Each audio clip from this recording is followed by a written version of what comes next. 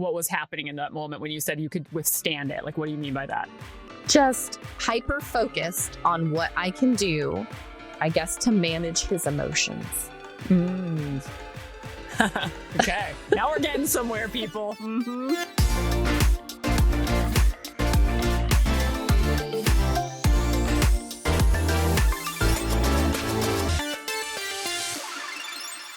Hi, I'm Jen. And I'm Suzanne. Today we are talking about that aha moment when you realize something that you are so caught up in is actually not about the other person and totally about you. Oh, I'm excited. It was a good one this weekend. It was a good one. So the backstory is, I think in another episode I covered, during the cry shower episode, we'll put that episode in the notes, how we have just a lot going on right now. Like a lot of major life events happening. We're moving. My husband's growing his business. I'm growing my business. I'm starting another business. We're selling our house. The list goes on and on. My husband's father passed away. So there's just a lot to be processing right now. And this weekend, we were doing the final push to get the house ready to put it on the market. And I became acutely aware that my husband was kind of being snippy and grumpy. The kids and I, because we were all helping, we were kind of like, well, this makes it's already unfun to have to be doing all this, but now it's getting really unfun. And I was like, what should I do? What should I do? You had that great face. For anyone that's watching on YouTube, that's Jen's face when she does not like a situation. But I do not like the situation. So sometimes we'll talk about Jen 1.0 and 2.0 and Suzanne 1.0 and Suzanne 2.0. And so in that moment, before we get further, let's get a little bit more about this information or the situation. So yeah, you're at the house, you guys are doing the final push, but like, what kind of things are you doing? Oh, we are doing I call it construction stuff. I don't know. We're cleaning the back, we're weeding the backyard. You're making the house look pretty, maybe painting, we're planting. We went to the nursery. Okay. We were doing paint touch up. We were doing some deep cleaning on some stuff. I was purging a bunch. I mean, everybody had a job. Okay. But this is not fun work. Nobody wanted to be there. And this was the fourth weekend in a row we had done this, just by the way. So everybody was trying to have a good attitude, but nobody really had a great attitude. And then Jason came in and I quickly became very hyper aware. And this is me noticing myself, my nervous system got very activated. And by what?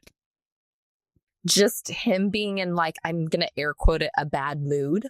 Okay. So he was just snippy and grumpy. Not a big deal. Okay. People listening, they're like, this is why is she even talking about this? Well, because my nervous system was activated and I immediately was crazy thoughts started coming through my head. Okay. That's what we're here to talk about, the crazy thoughts, such as tread lightly, don't do anything to make him explode, get the kids in line, make sure all the kids know not to upset daddy, and asking tons of questions how what can we do to be helpful, and not in a helpful way, in a little girl deferential, getting really small. If you can see me on YouTube, I'm getting small. I'm feeling super nervous. Everything is heightened.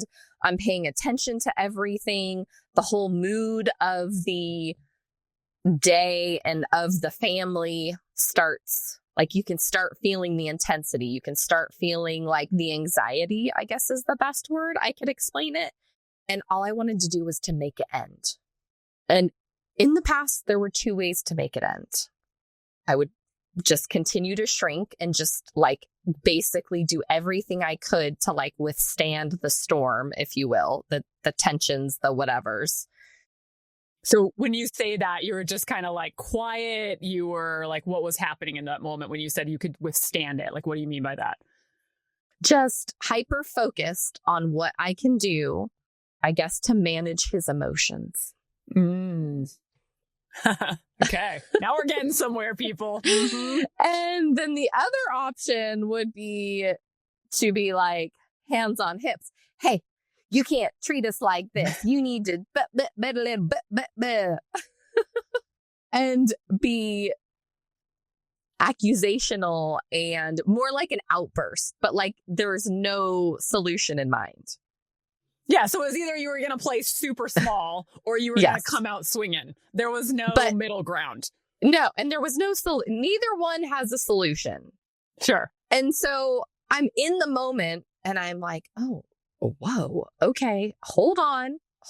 And then this was my aha moment. You are not a child right now. This is not where you grew up. This is not the same thing. You have power. You have a brain. You have the ability to speak your emotions. You have the ability to make what's his not yours.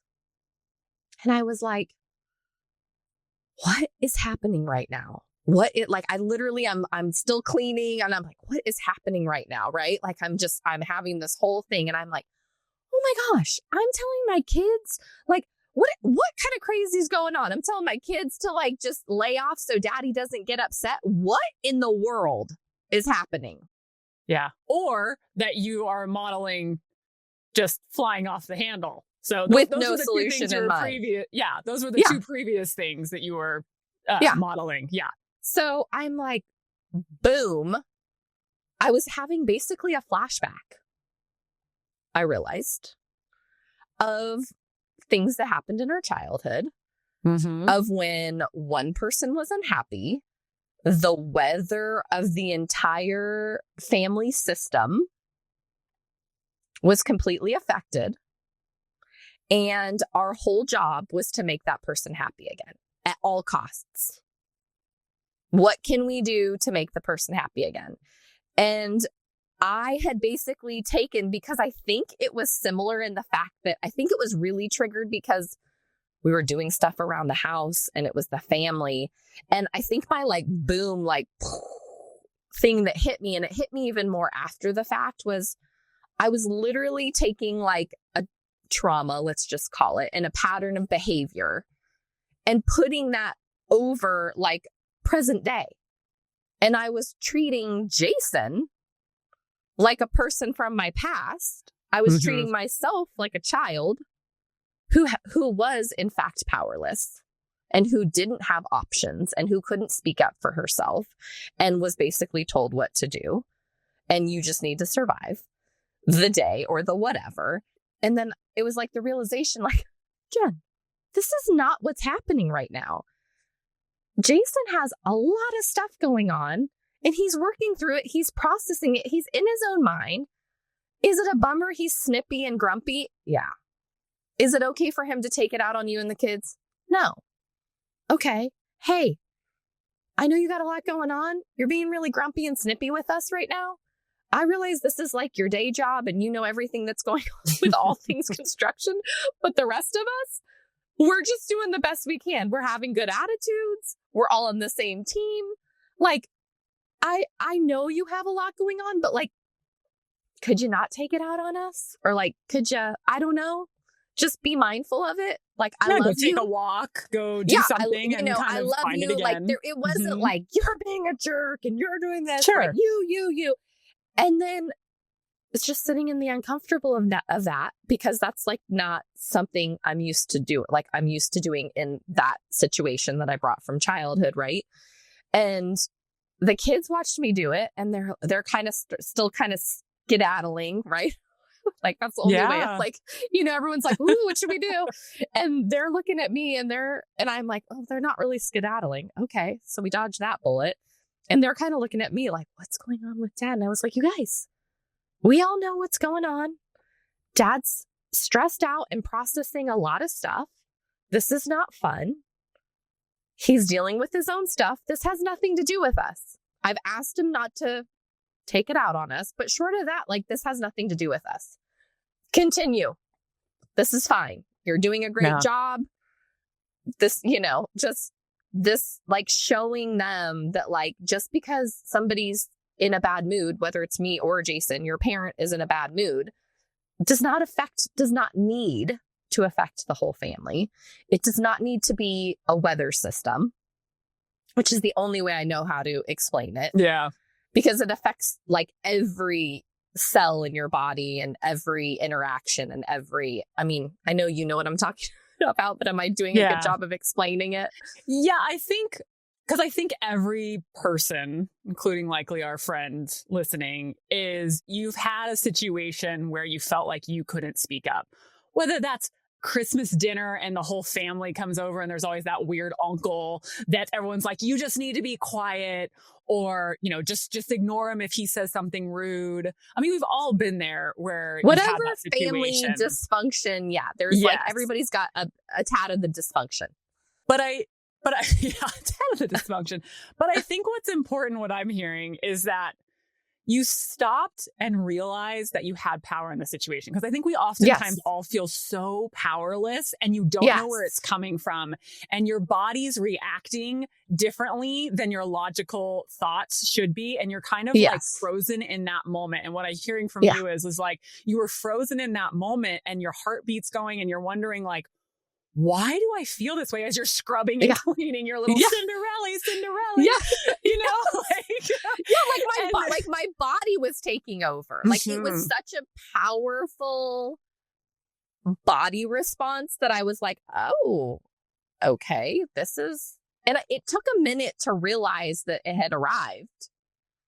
Well, and likely, I mean, I'm assuming, and I know from talking to you've been in this scenario several times over, of course, everyone in their marriage, you're going to get in an argument with, or they're going to be unhappy with something going on. That's not even about you, like you said. No, absolutely. But you know how you've reacted in those prior situations. Your kids have watched you react in those prior situations. For sure. And so the skedaddling that they're doing is because that's what mom...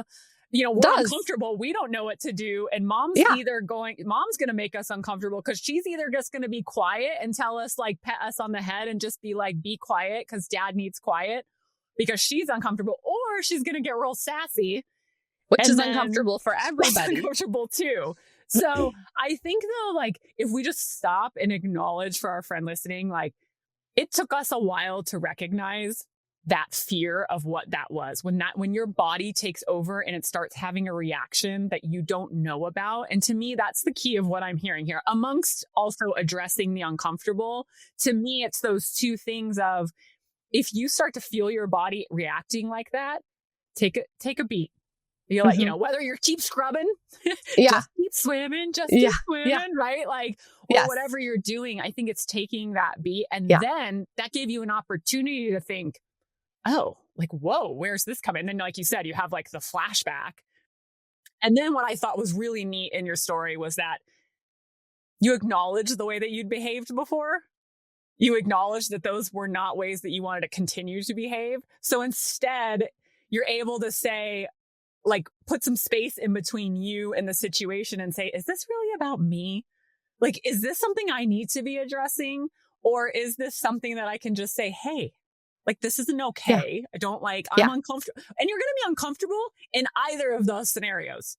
Oh, I'm already uncomfortable in the actual situation that's happening, right? Like, nobody wants to have a bitter Betty amongst the crew, whether that's me or a kid or, Yeah, but I think and we have to catch ourselves still, but I think it's inherent of us to be like, oh, but if I do this action that I really want to take, I'm going to be uncomfortable. Mm-hmm. Well, let's just all acknowledge you're going to be uncomfortable in any of the situations. Because if you wouldn't have said anything, you would have been resentful and pissy. Yep. Mm-hmm. And then what would your kids be seeing? And then you feel bad about that. And then if you're pissy about it or take his head off, then it's like, oh, that doesn't feel really good either, nor does it solve the situation. So I think it's important to note those things, that you're going to be uncomfortable whether you do the thing that you want to do or not. So why not take a shot at it? Because look at the difference in the situation of how you handled it. And then, so how did it end up resolving? So like you said your piece, And then did it like after a little while calm down?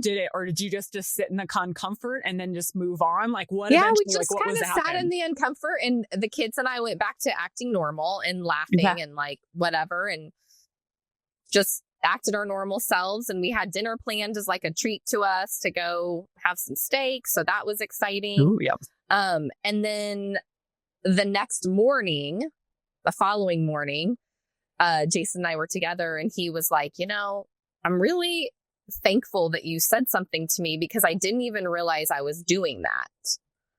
Oh, wow. And he said, in my mind, I'm just like telling you guys what to do. But I realized that I was like in like my business mindset because of the work we were doing, because he's in the construction area, that he was like, I was so uncomfortable with all the stuff I was processing that I was just speaking to you guys like, well, he's all employees, which I shouldn't even speak to my employees that way. But he's like, I just realized that like that was my coping mechanism. And I was acting like you guys were like, not doing your jobs. And he was like, I was just making about all that. And then I sat there and I was like, well, you're going to love this one, because he gets excited when I say things aren't about him.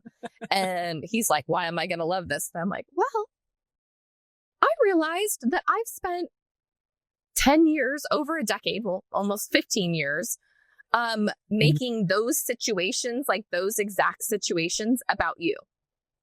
I've spent all my mental load being like, he's being a jerk. He's doing this. He needs to learn to control his emotions. He needs to do this. If he didn't act that way, I'm so annoyed with him. And in the reality that all of those past times, it was me. I was the one that wasn't able to act in a healthy adult way. I couldn't communicate to him in a healthy way. So it would either turn into resentment because I didn't say anything and I skedaddled, we'll just call it, and tried to make everything great.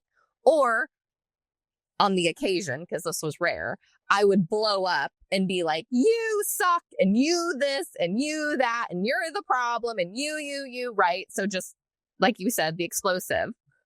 But I just want to pause and say, I think it was both of you. It wasn't just you or just him. Yeah. You were both, which is like almost every situation when it's two people. Right. You're both coming at it, maybe not in the right way. And then two, what I'm also hearing is not only did you have this huge growth, but the ripple effect we've been talking about. Like when you work on yourself, when you were able to calmly say to him, hey, this isn't okay. Yeah. Stop it. As opposed to one of those other reactions, like, even though it didn't happen in the moment, that not only was he getting insight about himself, but he's also in his family, but he's getting insight about his employees and like how he's handling it as a business manager. And then there's the ripple effect to your kids who are now going to be like, oh, look at how much better that went. Yeah. When mom just said her piece, but didn't make it about anyone. She just said, hey, this isn't okay. Like you do, you go just take a minute. Like to me, I mean, look at all of that. There was so much. I didn't even know what to concentrate on in the episode. So I was like, I'm just going to tell the story. But and I think also that realization, there's like, how we always talk about like these things and we don't even know where they came from, that you need to fix it in the moment. Like it needs to be solved right now. Yep. Nothing's going to be solved in that moment when two people are activated. Like, come on. So just letting it be what, I think that's the other, just letting it be what it was. Yeah. He's grumpy. He's processing. He's entitled to all these things. He's just not really entitled to treating us like a little bit snippy, right? Yeah. Right? Everybody's working through their stuff. And that's what I said to the kids. Sometimes you're grumpy and we don't go all crazy on you. We're just like, hey, grumpy pants, like what's going on? I get it. You're in a mood, but like you can't talk to us all that way. And I also want to just kind of circle back to that real fast, is the impact on the kids. Like, right. So like if we were raised in a house where you just, and I think so many other people were, is if that one person's upset and like you said, the weather vane kind of revolves around them. Like you just need to be quiet. You need to be small. You need to be small. To just Be Basically invisible. Yes. Right? Be invisible. We both said it at the same time. Be invisible, but be very productive. Yes. Right. Yeah. And take care of that person Yes. who is like, somehow you're supposed to be managing their emotions. So to me, again, not only did you figure that out for yourself, but now you've taught your kids you're not responsible for managing their emotions. They're allowed. 100%. Dad's allowed to have his own issues. I'm allowed to have my own issues. So yes, absolutely. Good job. So yeah. So those were my major takeaways. There were many this time. Yeah. There was a lot going on in that situation. But I think that's a great question for our listener. Like, when was the last time you tried to manage someone's emotions? Like, if you have that person in your life, or because there's always one, right? At least one, and generally more than one, of that they maybe were in a bad mood, and you felt like you needed to somehow either be super small or fix it, or you got pissy because they were coming at you, like whatever the scenario. Or you think it's a reflection of you. I mean, there's a few. There's just quite a few. Pay attention. Pay attention. Absolutely. Well, that's it for today. We hope you discovered something in my story. See you next time. Same place, same sisterhood. Bye. Bye.